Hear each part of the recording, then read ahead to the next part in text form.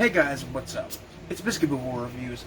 I'm here with a review of a stop-motion animated live-action Canadian, well, French-Canadian horror film from 2003 called Mécanix.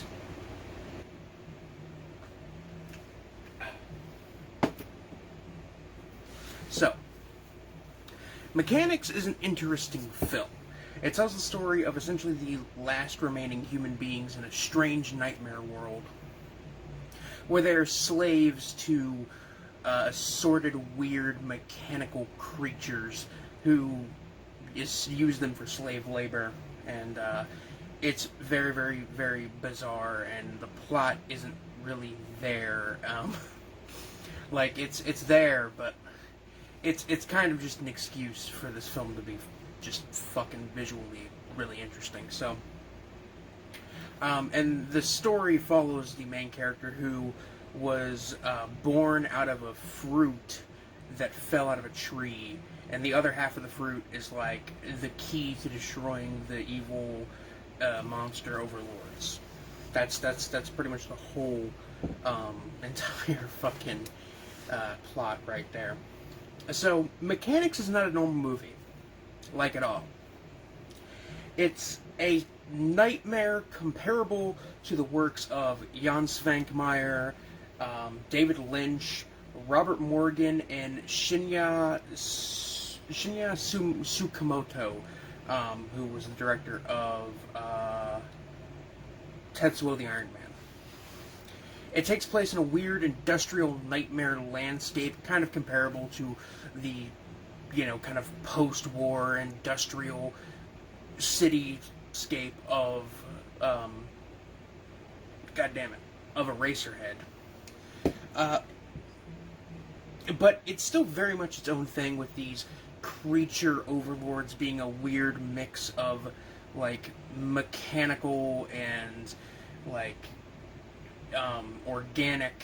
There's just so much going on. Like, they're made out of dead animal skeletons and wiring and metal. It's really, really interesting stuff. And I honestly really enjoy this. Really enjoyed this movie. There's not too much dialogue. It's the cheap, kind of off-putting, when they have to do, like, rear projection for, like, stop-motion animation, and how it often looks really cheap and everything. But it's always charming, don't get me wrong. It's very off-putting, it doesn't look realistic. In this film, that kind of adds to the otherworldly unrealness of the entire film's kind of nightmare feeling. Also, the fact that this film is shot in kind of a sepia tone, black and white, really adds to it helps to mask that separation between the stop motion and the live action. There isn't much in this film in terms of traditional narrative or characters or acting or dialogue. I mean, there's dialogue, but it's kind of sparse. Like, by the time any real dialogue starts to show up, the film is already, like, more than half over, or about halfway over, which is kind of, it's kind of, like, out of the way. Like, at that point, you've either given up or you're hooked. The film is, it's a mix of a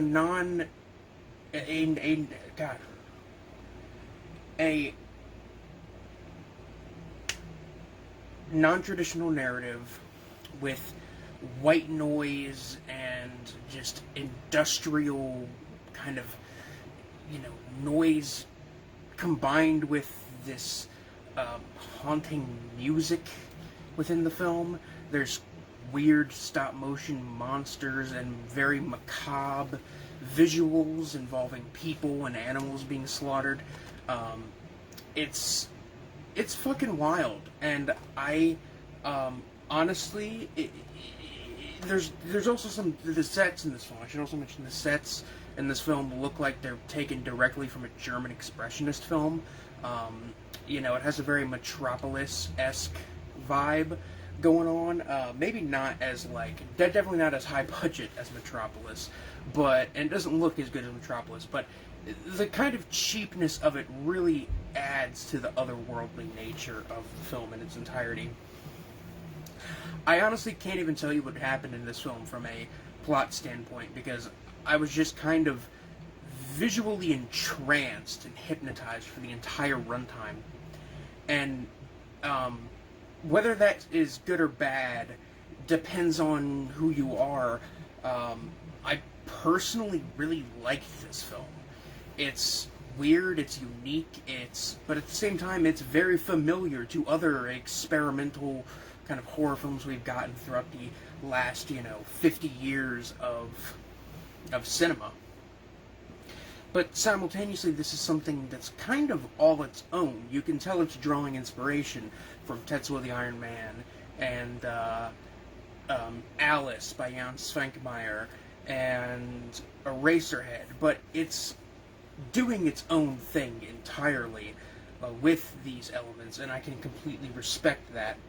It's absolutely beautifully shot and put together from beginning to end. I love how this film looks. And I like that it's in a kind of sepia tone instead of just normal black and white. Although I feel like if it was in black and white, it would work just as well. But I think that makes it stand out, because that's something I always hear people say is, oh, if you want something to be creepy, just put it in black and white and distort it and put some distorted music over top, and boom, you have a creepy clip to put on the internet. But this isn't it. I mean, it's kind of it. I'm not gonna lie. But it's not it entirely.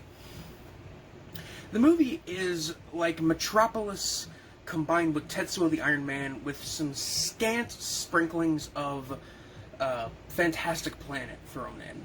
It's very metaphorical, very strange and interesting. I couldn't tell you a single fucking thing. I can't recall much of what happened in this film. I just remember being really entranced and hypnotized and into it. It's hypnotic, as a friend of mine would say. It is an extremely hypnotic, dark, kind of industrialist fairy tale. I would compare this film very much to Begotten, the film from the early 90s, Begotten. That movie is one that very similar to Mécanix, is a film that not a lot of people probably are going to like if they do see it. But for me, it's a really, really interesting, gloomy, just nightmare. I know that's the thing that people say about surrealist cinema, it's a nightmare on film, but movies like this, and Tetsuo the Iron Man, and Begotten, and Eraserhead fit the bill very much so. And that's really good. Unfortunately, the director of this film didn't go on to do much, at least according to my research, which is a shame, because this film shows a lot of raw talent and energy and ability to create something with a unique visual style. And if this guy would have continued to make films, and if he would have gotten a bigger budget, this guy could have done something really, really great. If I could choose any director right now off the top of my head to do, who's alive, to do a remake of Cabinet of Dr. Caligari, this guy would be on the top of the list, because he really seems to understand the visual aesthetics of experimental, weird cinema, and I can tell from watching this film that the director is probably a fan of German Expressionism. But that's it. First actual review in over a month.